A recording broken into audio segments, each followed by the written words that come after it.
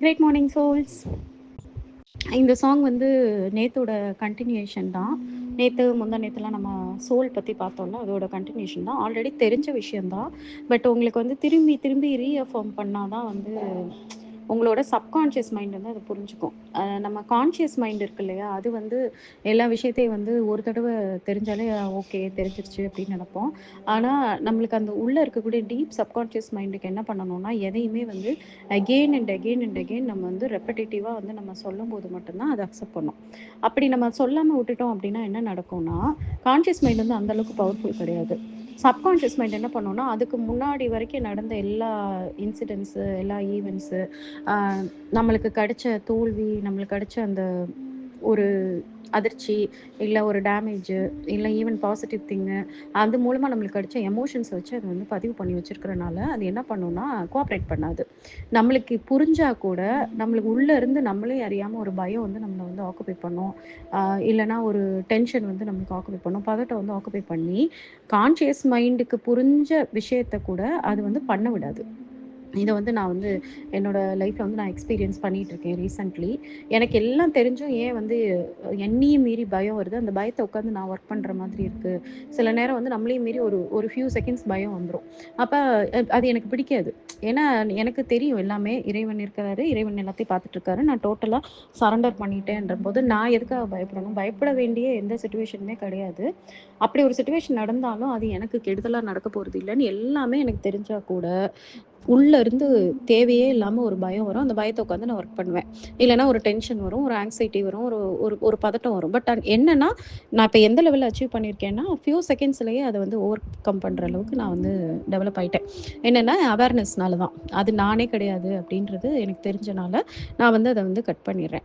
அப்புறமா ஐடென்டிஃபை பண்ண விஷயம் என்னென்னா, ஓகே இதை எப்படி நம்ம டேம் பண்ணுறது, இந்த இந்த தேவையில்லாத இந்த டைம் வேஸ்ட்டே இருக்கக்கூடாது. அன்னெசரியாக ஒரு ஆங்ஸைட்டி வந்து அதை வந்து உட்காந்து நம்ம ரீஒர்க் பண்ணி அதை சரி பண்ணுறோன்றதே நம்மளுக்கு ஒரு டைம் வேஸ்ட்டு தான். இதே உட்காந்து பண்ணிட்டு இருக்கணும்னா யார் இங்கே பவர்ஃபுல்லாக இருக்கான்னு யோசிக்கும் போது பார்த்தீங்கன்னா அந்த சப்கான்ஷியஸ் மைண்ட் தான்.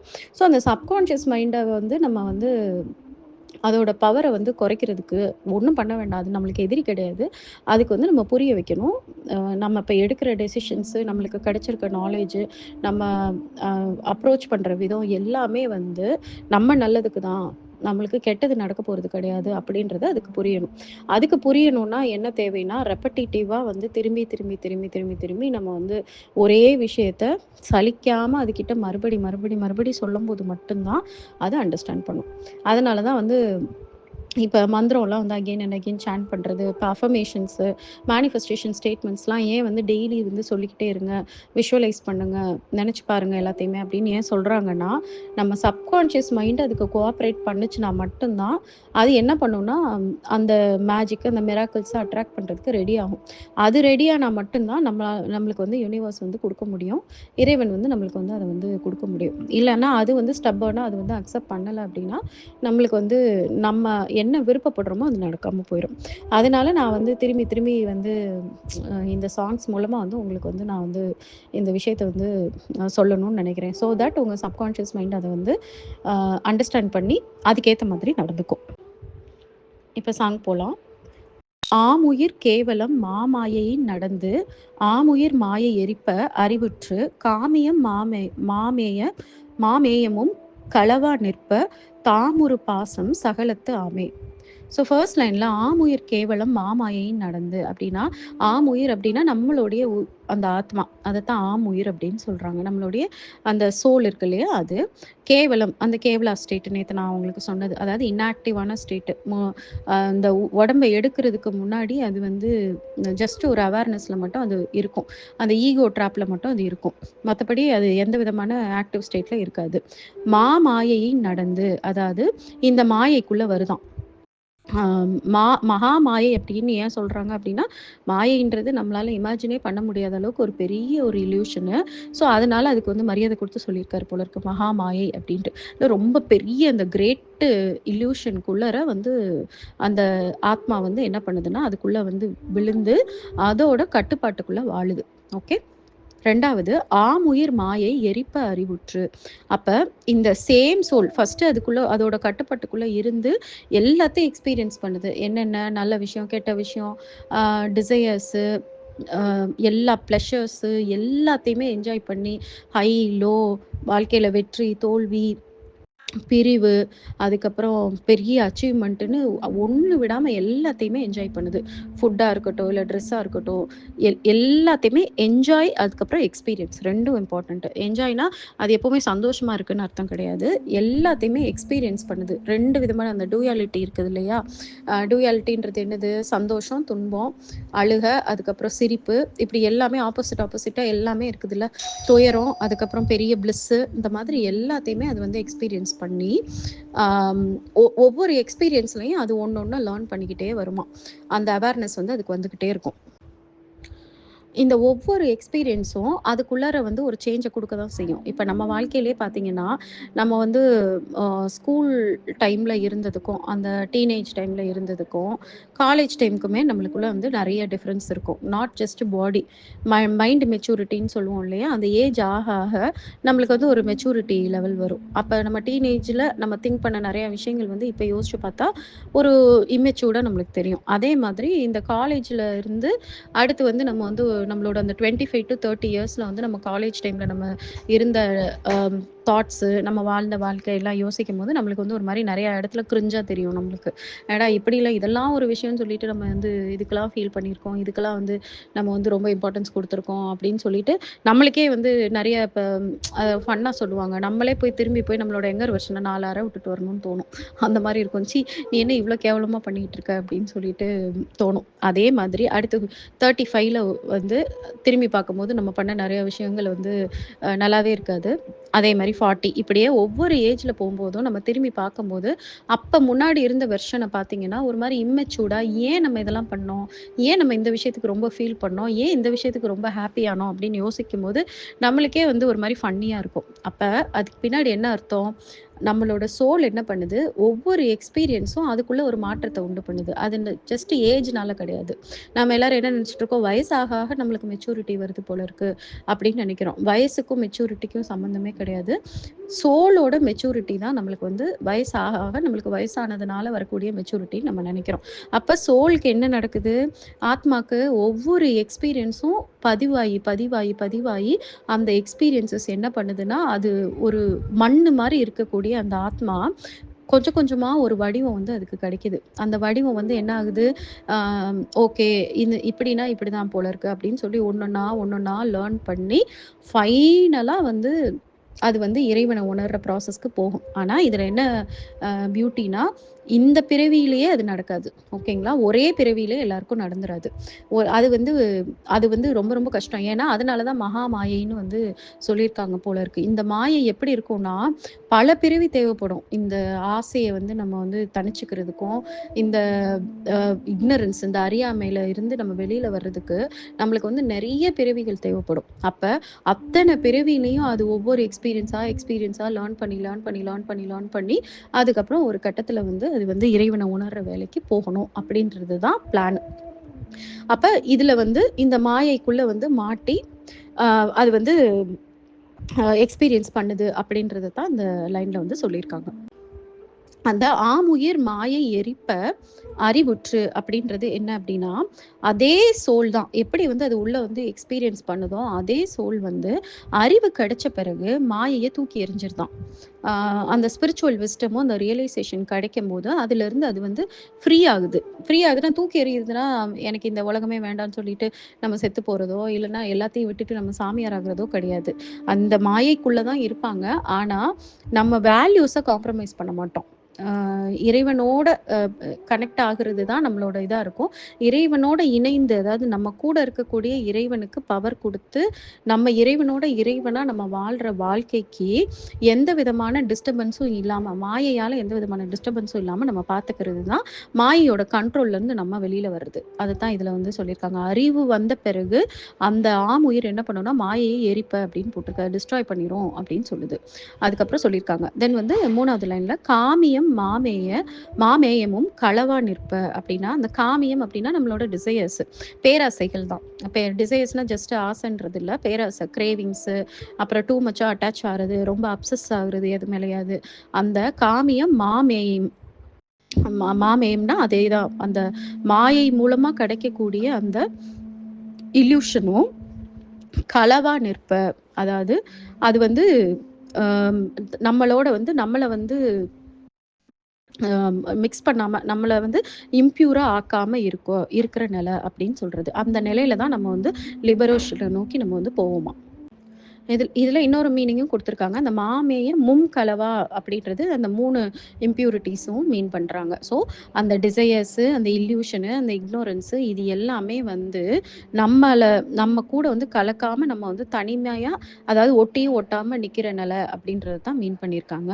தென் 4வது தாமுறு பாசம் சகலத்தாமே அப்படின்னா, இந்த இந்த நிலை வந்து இந்த பாண்டேஜ் இருக்குது இல்லையா? அந்த பாண்டேஜ் வந்து அம் இந்த மாயைக்குள்ள நம்ம வாழ்ற வாழ்க்கை இருக்குல்ல, அட்டாச்மெண்ட்டு, அதுக்கப்புறம் இக்னரன்ஸு, அந்த டிசையர்ஸு, இது இந்த மாதிரியான வாழ்க்கை வந்து சும்மா ஒருத்தர் 2 பேருன்ட்டு மட்டும் கிடையாது. என்டையர் யூனிவர்ஸும் இதுக்குள்ள தான் இருக்கு அப்படின்னு சொல்லியிருக்காரு.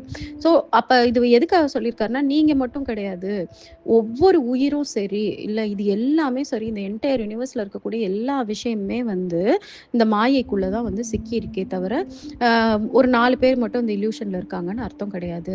என்டையர் வேர்ல்டே வந்து இதுக்குள்ள தான் இருக்கு அப்படின்னு சொல்லி அத ரொம்ப பெருசா சொல்லியிருக்காரு. நீங்க நினைக்கிற அளவுக்கு அது சின்ன விஷயம் கிடையாது அப்படின்னு சொல்லியிருக்காரு.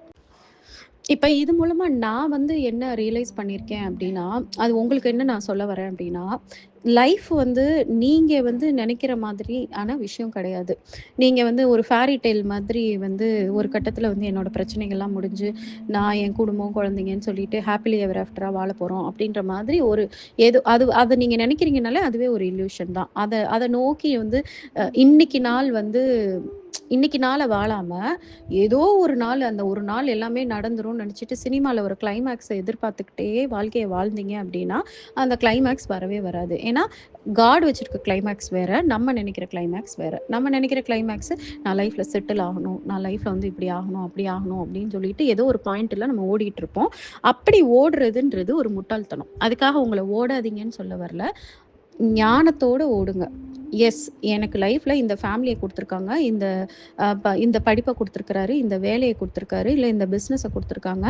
இந்த இதுக்குள்ள நான் வந்து இறைவன டெய்லி ஒவ்வொரு மொமெண்ட்டும் வந்து பிரசன்ட்ல இருந்து இறைவன் எனக்கு இது மூலமா என்ன கத்துக் குடுக்குறாருன்னு தெரிஞ்சு தெரிஞ்சு நான் அந்த நாள அடுத்தடுத்து எடுத்துட்டு போவேன் அப்படின்னு நினைக்கணுமே தவிர, நான் வந்து என் பிசினஸ்ல வந்து ரூ. 1,00,00,000 ஏர்ன் பண்ற வரைக்கும் நான் ஓய மாட்டேன்னு சொல்லிட்டு, வேற எத பத்தியுமே யோசிக்காம, அன்னைக்கு நாள்ல இருக்க ஈவன் ஒரு குழந்தையோட நீங்க ஒரு அம்மாவாவோ, அப்பாவாவோ இருப்பீங்க. அந்த குழந்தை வந்து உங்களுக்கு வந்து ஒரு பேரண்டான ஒரு ரெஸ்பான்சிபிலிட்டிய கூட நீங்க பண்ணாம, அந்த பிசினஸ நோக்கியே போவீங்க. இது மாரி நெறைய உங்களுக்கு வேற வேற ரெஸ்பான்சிபிலிட்டி இருக்கும். பிளஸ் உங்களோட விஸ்டம டெவலப் பண்ற ரெஸ்பான்சிபிலிட்டி இருக்கும். எனக்கு மெடிடேஷன் பண்ண டைமே கிடையாது. நான் ஆஃபீஸ் போயே ஆகணும். ஆஃபீஸ் போறதுக்கு எனக்கு கரெக்ட்டா இருக்கே. நான் எங்க போய் மெடிடேஷன் பண்றேன்றது ஒரு முட்டாள்தனம்.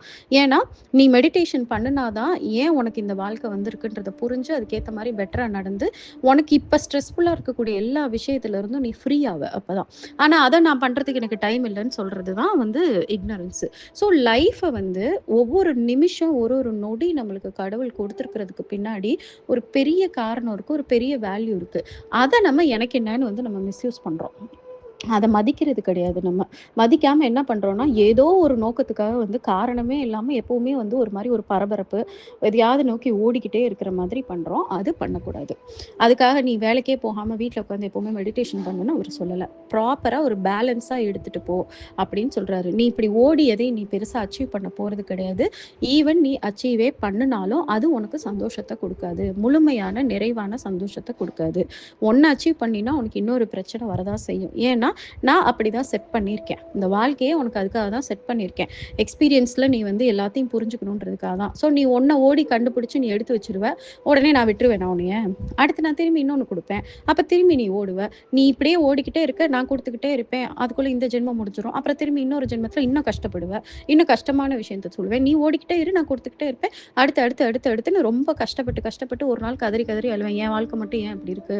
மத்தவங்கலாம் நல்லா இருக்காங்க. நான் என்ன பாவம் பண்ணேன் அப்படின்னு அப்படின்னு சொல்லி நீ கேட்கும்போது, நேத்து சொன்ன அதே சாங் தான். நீ தான் காரணம் எல்லாத்துக்குமே. நீ புரிஞ்சுக்காம நீ வந்து இந்த மெட்டீரியலிஸ்ட் லைஃப்லயே ஓவரா இன்வால்வ் ஆயிட்டு நீ அதுக்குள்ளேயே போயிட்டு இருந்தீன்னா, நீ இப்படி தான் கஷ்டப்படுவ அப்படின்றது தான் இறைவன் சொல்ற விஷயம். ஸோ லைஃப்னா எவ்ரி செகண்ட், எவ்ரி டே நம்ம இறைவன மனசுக்குள்ள எப்பவுமே வந்து நெனச்சுக்கிட்டே இருக்கணும். நெனச்சுக்கிட்டே எல்லா வேலையும் பார்த்தீங்கன்னா, அவரு ஒவ்வொரு ஒவ்வொரு சூழ்நிலை, ஒவ்வொரு சேலஞ்சு, ஒவ்வொரு விஷயம் நடக்கிறதுக்கு பின்னாடி இருக்கக்கூடிய உண்மையான அர்த்தத்த அவருக்கு புரிய வைப்பாரு. நம்மளுக்கு ஒரு பிரச்சனை வருதுன்னா, அந்த பிரச்சனைய வந்து மெக்கானிக்கலா சால்வ் பண்ண மாட்டோம் அதுக்கப்புறம். இந்த ப்ராப்ளம் மூலமா கடவுள் எனக்கு என்ன சொல்றாரு? அப்படின்னு சொல்லி ஒரு நிமிஷம் யோசிப்போம். என்ன டீச் பண்றாருன்னு நம்மளுக்கு புரிஞ்சிரும். டீச் பண்றத நம்ம புரிஞ்சுக்கிட்டோம்னு சொல்லிட்டு இறைவன் கிட்ட சரண்டர் ஆகும்போது, அந்த பிரச்சனை மாயமா மறைஞ்சு போயிரும். அப்படியே ஒரு மாரி மிராக்குலஸா நம்மளுக்கு ஃபேவரபிளா மாறிரும். நம்ம நெனச்சு பயப்படுற மாதிரியான ஒரு ப்ராப்ளமாவே இருக்காது. அவர் இப்படிதான் ஒவ்வொரு நாளும் கிளாஸ் ரூம் மாரி எடுக்கணும்னு நெனைக்கிறாரு. Every day is a class. நீங்க எப்படி ஸ்கூலுக்கு போறீங்களோ, அது மாரி ஒவ்வொரு நாளும் நீங்க வந்து அத வந்து ஒரு ஸ்கூல் அட்டெண்ட் பண்ணி, கிளாஸ் அட்டெண்ட் பண்ணி ஒவ்வொரு விஷயத்தையும் அவரு டிவைன் டீச் பண்றதையும் நீங்க புரிஞ்சு லைஃப எடுத்துட்டு போணுன்றது தான் பிளானு. நம்ம அந்த பிளான விட்டுட்டு டூ மச்சா வந்து நம்ம தான் எல்லாத்தையும் பண்றோம். நம்ம தான் அந்த ப்ராப்ளம சால்வ் பண்ணணும்னு நெனச்சுட்டு, அதிலேயே ஓடி பின்னாடி வந்து சஃபர் ஆகுறோம். Not only in this birth, next பர்த்லயும் நம்ம சஃபர் ஆகுறோம். ஸோ இத வந்து இந்த ஆட்டிட்யூட வந்து நம்ம மாறணும் அப்படின்றதுக்கு தான் நான் வந்து ரியலைஸ் பண்ணியிருக்கேன் இந்த பாட்டுல. அத 2வது பார்த்தீங்கன்னா, லைஃப் வந்து அவ்ளோ காம்ப்ளிகேட்டட் கிடையாது. அத நான் ரியலைஸ் பண்ணியிருக்கேன். எல்லாத்தையுமே வந்து நானா தான் வந்து ரொம்ப வந்து காம்ப்ளிகேட் பண்ணியிருந்திருக்கேன். ஒரு ஒரு ப்ராப்ளம்ட உடனே அப்படியே உலகமே இடிஞ்சு போற அளவுக்கு நான் தான் அதுக்கு வந்து ஓவர் எமோஷனல் இம்பார்ட்டன்ஸ் கொடுத்துருக்கேன் அப்படின்றது எனக்கு தெரிய வந்துச்சு. லைஃப் ரொம்ப சிம்பிள். எப்படி வந்து ஸ்டூடெண்ட்ஸ் வந்து ஒரு ஸ்கூலுக்கு வந்து போயிட்டு வராங்களோ, அதனால ஒன்றும் அவங்களுக்கு பெரிய பாதிப்பெல்லாம் இருக்கக்கூடாது. ஓகே, நான் இன்னைக்கு இதை புரிஞ்சுக்கல, நாளைக்கு நான் அதை புரிஞ்சுக்கிறேன். இன்னைக்கு இந்த சப்ஜெக்ட்ல நான் ஃபெயில் ஆயிட்டேன். ஃபெயில் ஆனனால என்னைய ஒண்ணும் பண்ண மாட்டாங்க. திரும்பி அடுத்து அதே கிளாஸ திரும்பி நடத்தி, அதே எக்ஸாம திரும்பி எழுத வச்சு, அதே எக்ஸாம நல்லா எழுதி பாஸ் பண்ண வைக்கிறாரு. அவ்வளோதான். ஸோ ரொம்ப லைஃப் வந்து ரொம்ப ஒரு காம்ப்ளிகேட்டடா இல்லாம, ஆக்சுவலா வந்து நம்ம நெனச்சா நம்மளால பியூட்டிஃபுல்லா எடுத்துட்டு போ முடியும். அதே மாதிரி யார் மேலயுமே டூ மச் அப்சஷனு, எந்த விஷயத்து மேலயுமே டூ மச் டிசையரு அதெல்லாம் தேவையே இல்ல அப்படின்றது எனக்கு புரிஞ்சிருச்சு. ஸோ எல்லார்கிட்டயுமே கடவுள் எப்படி கருணையோடையும், அன்போடையும் இருக்கிறாரோ, நம்மளால எந்த அளவுக்கு முடியுமோ அந்த அளவுக்கு நம்ம இருந்துட்டு, ரொம்ப அவங்க தான் வாழ்க்கை, அவங்க இல்லன்னா நம்ம செத்துருவோன்ற மாதிரியான மென்டாலிட்டி, இல்லன்னா இந்த வேலை, இந்த படிப்பு இல்லன்னா நான் செத்து போயிருவேன் அப்படின்ற மாரியான மென்டாலிட்டில இருந்தெல்லாம் டோட்டலா வெளில வர வச்சுருவாரு காடு. இந்த அவேர்னஸோட நீங்க இருந்தீங்கன்னா. அதுக்கப்புறம் எப்படி இருக்கும் யோசிச்சு பாருங்க. லைஃப் ரொம்ப பியூட்டிஃபுல்லா இருக்கும். அதனால இத வந்து டீப்பா வந்து புரிஞ்சுக்க ட்ரை பண்ணுங்க.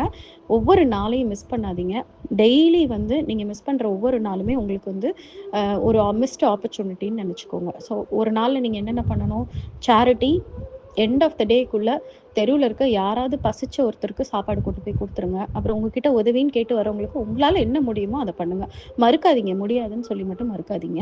முடிஞ்சத குடுத்துட்டு நீங்க பாட்டுக்கு உங்க வேலைய பாருங்க. இல்லன்னா உங்க ஃப்ரெண்ட்ஸு, தெரிஞ்சவங்க யார்கிட்டயாவது கலெக்ட் பண்ணி குடுங்க. இந்த மாரி வந்து ஒருத்தவங்க வந்து நம்மகிட்ட கேட்குறாங்க.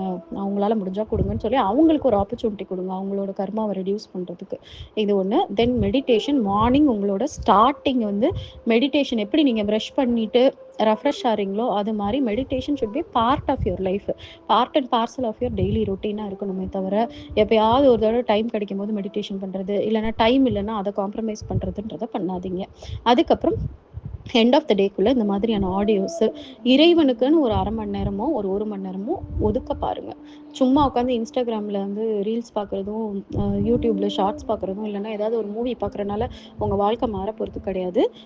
இத நீங்க பண்ணுனீங்க அப்படின்னா, உங்க லைஃப்ப வந்து ரொம்ப பியூட்டிஃபுல்லா உங்களால மாத்திக்க முடியும். ஸோ இதெல்லாம் வந்து அண்டர்ஸ்டாண்ட் பண்றதுக்கு தான் நான் வந்து இந்த சாங்க வந்து சொல்லியிருக்கேன்.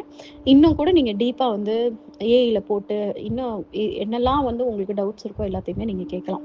இதுல உங்கள்ல நெறைய பேருக்கு வந்து என்ன சும்மா முன்னாடி பிறவி அப்படிலாம் சொல்லிட்டு இருக்கீங்க. உங்களுக்கு தெரியுமா?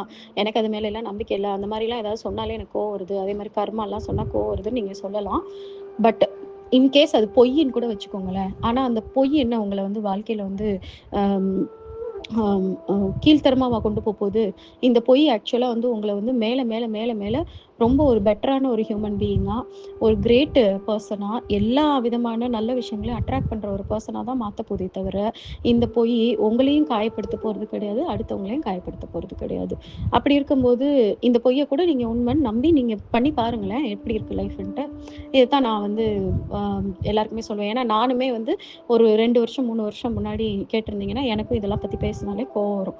அது என்ன முற்பிறவி, பிற்பிறவின்னு சொல்லிட்டு ஏதேதோ லூசுத்தனமா பேசிட்டு இருக்காங்க அப்படின்னு சொல்லி பேசின ஆள் தான் நான்.